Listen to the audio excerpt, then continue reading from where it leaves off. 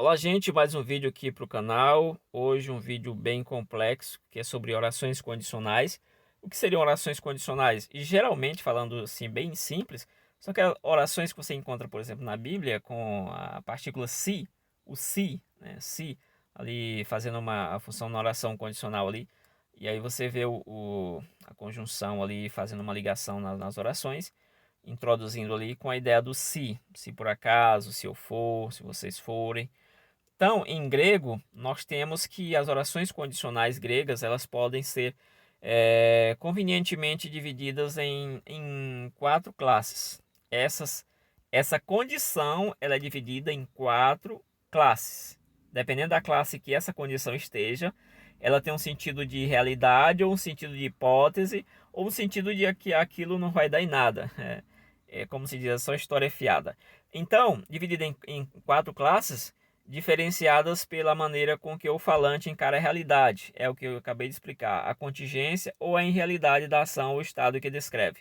O falante está descrevendo uma ação, então ele olha para aquela ação e a gente vai perceber como que ele está encarando aquela ação, se é algo real, hipotético ou algo que não tem nem como ser realizado, tá bom? Nós temos aqui, ó, o período hipotético tem duas partes. Uma oração principal, que aliás, uma oração condicional, chamada de prótase. Essa oração, ela, quando você quer fazer a negação dela, você usa o mé. E a oração principal, que contém a conclusão, né? E aí, essas duas orações, elas estabelecem uma relação entre si. Às vezes, uma oração de causa e efeito, uma oração de evidência, e por aí vai.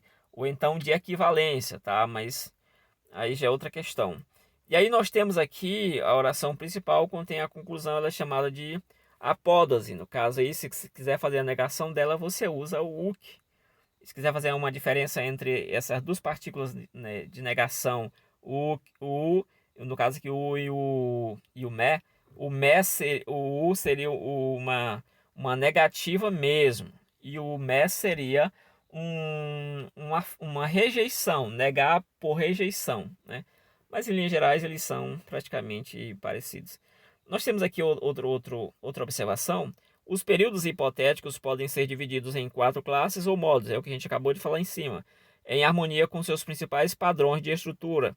Aí nós temos a divisão proposta aqui, o modo real, que a condição ela é apresentada como certa. Aquela condição ela é certa, né? Aquilo que é apresentado ali é algo certo. Eventual, como realizável no futuro, potencial, possibilidade, e o irreal não realizado e também nem realizável e coisa nenhuma, né? Não vai dar em nada isso aqui quando a gente parte para o nível do irreal. Beleza? Então nós temos aqui. Vamos agora para entrar nessas divisões. A primeira classe ela é composta no grego, sempre lembrando que quando a gente está falando aqui, a gente está comentando sobre o si, o si do português, né? E aí no grego ela vai aparecer com essa conjunçãozinha, com essa partícula aqui, ei. É o ei, vai aparecer na oração condicional, né? Aquela que apresenta a condição, que a gente chamou de prótase no caso, e o verbo em qualquer tempo do indicativo. Então nós temos aqui algumas observações. Vai aparecer essa partícula aqui, vai aparecer aqui, e vai aparecer o modo indicativo. Os verbos vão aparecer no modo indicativo, e aí o tempo em qualquer tempo do modo indicativo, tá? E na oração principal, né, vai aparecer o verbo está no indicativo. Esse é o modo chamado modo real. Beleza? Então nós temos aqui o aparecimento do se em português e o ei. O ei, no caso aqui, nessa classificação, na primeira classe, ele é tido como um recurso literário usado para chamar atenção e não para expressar incerteza. Então aquilo que é dito não expressa certeza e exclui-se totalmente a ideia da probabilidade. Neste padrão aqui que a gente está apresentando, não tem a ideia de probabilidade. É algo certo, é algo real. Beleza? Então aqui, ó, se perseguiram a mim, também perseguirão a vós. Se guardaram a minha palavra, também guardarão a palavra de vocês. O se aqui não é possibilidade, não é nada disso, é a certeza. Alguns autores dizem que você pode traduzir isso aqui por já que perseguiram a mim, também perseguirão a vós. Já que guardaram a minha palavra, também guardarão a de vocês. Então não tem essa possibilidade aqui, mesmo se estando aqui.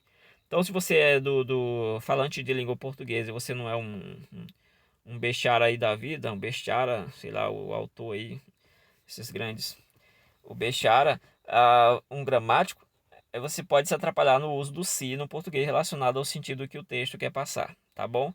Então, isso aqui é uma certeza. Nós temos aqui o exemplo do grego só para mostrar que a partícula ei está aparecendo. O verbo aqui que vem logo após, ele está aparecendo no indicativo. Também a mesma coisa vai aparecer com os outros verbos, está aparecendo no indicativo. E o ei vai aparecer de novo e seguido do verbo no indicativo. Assim conforme a regra foi dita lá em cima. Tem outro texto aqui que diz: Por que, pois? Por que batizas, pois, se tu não és o Cristo? Se tu não és o Cristo, o que está fazendo batizando aqui? Então nós temos aqui a partículazinha ei. A partícula ei está no presente do indicativo. O verbo está no presente do indicativo aqui no caso, aparecendo a partícula ei aqui. Aí nós temos o si, que seria a segunda pessoa a segunda pessoa o pronome pessoal, no caso aqui, né? O pronome pessoal de segunda pessoa. E aí você tem o que seria uma negação, e o eis seria o verbo eimi, né? Então tu não és, é tu que não és o Cristo. Ou então ho Christos, ho Christos. Isso aqui é... Então basicamente isso aí, fica essa questão. Então nós vamos aqui para outra observação. Nós temos aqui a segunda classe. Na segunda classe você continua ainda com a partícula ei, no caso aí uma conjunçãozinha ei, na oração subordinada, e você ainda continua trabalhando com o modo do indicativo e os verbos no passado, no caso aqui os verbos no passado. Na oração principal você usa o verbo no presente do indicativo, mas essa partículazinha aqui, o an vai aparecer também nos textos, tá? Essas orações expressam condições hipotéticas não realizadas, contrárias aos fatos. São suposições contrárias à realidade do que está ocorrendo.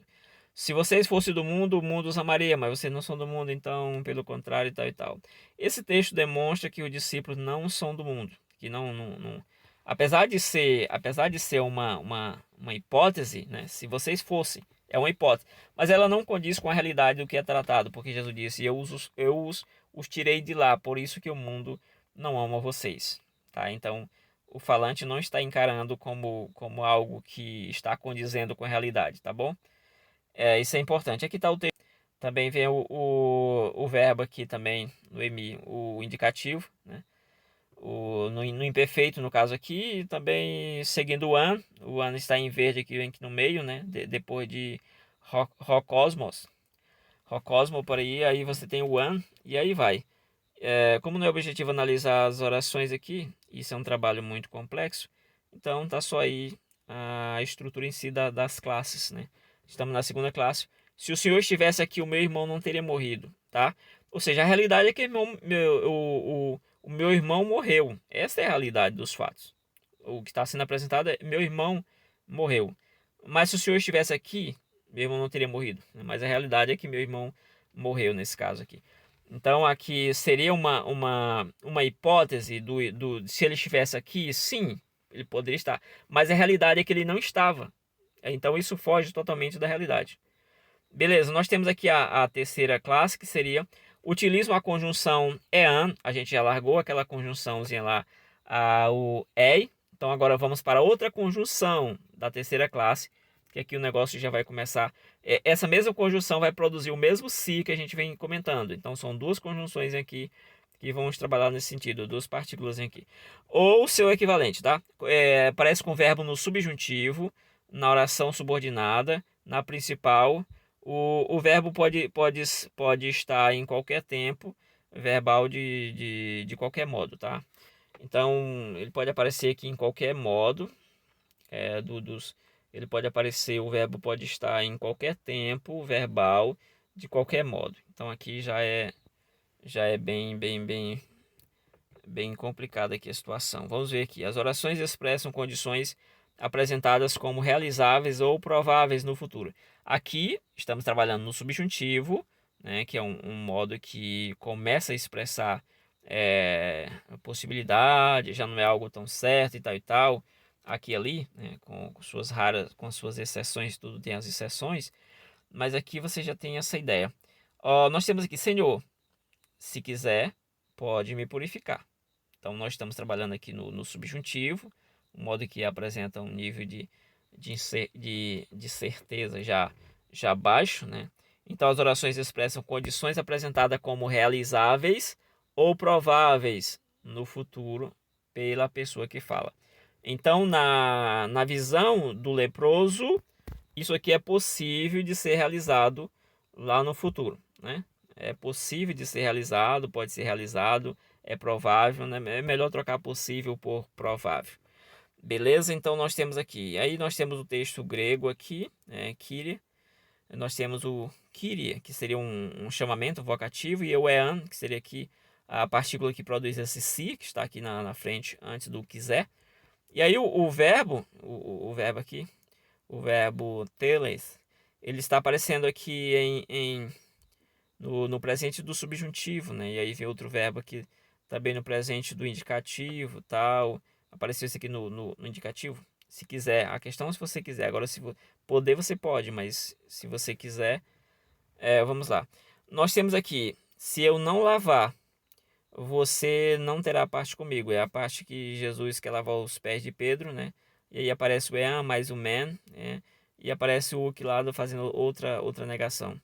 Se eu não lavar, né? É aqui o Mé fazendo aquela noção, talvez poderia aplicar aqui a noção de rejeição, né? Se você rejeita eu lavar, né? Se não for possível, então a coisa vai complicar para o seu lado.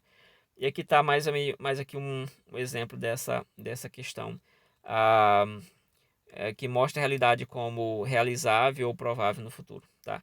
Nós temos aqui a quarta e última dessas classificações, que seria a quarta classe, que utiliza a conjunção "ei" com o verbo o verbo que está no modo optativo. Optativo é o modo verbal que apresenta maior nível de incerteza, no caso aqui na subordinada. A principal geralmente terá um verbo no futuro do indicativo, às vezes aparece também no presente.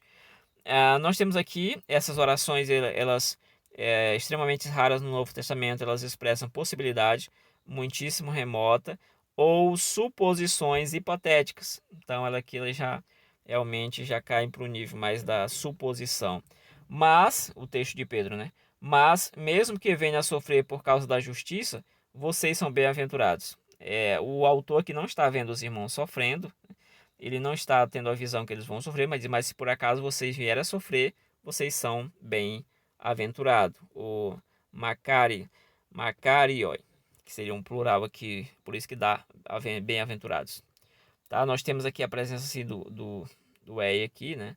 Voltamos, lembrando aqui que na terceira classe a gente volta para o ei, só que a partícula ei, só que usando com optativa e já vai dar um sentido bem diferente aqui, tá bom? Para interagir com vocês, com você que está assistindo aí, você chegou até aqui, você é o professor, agora você é o gramático.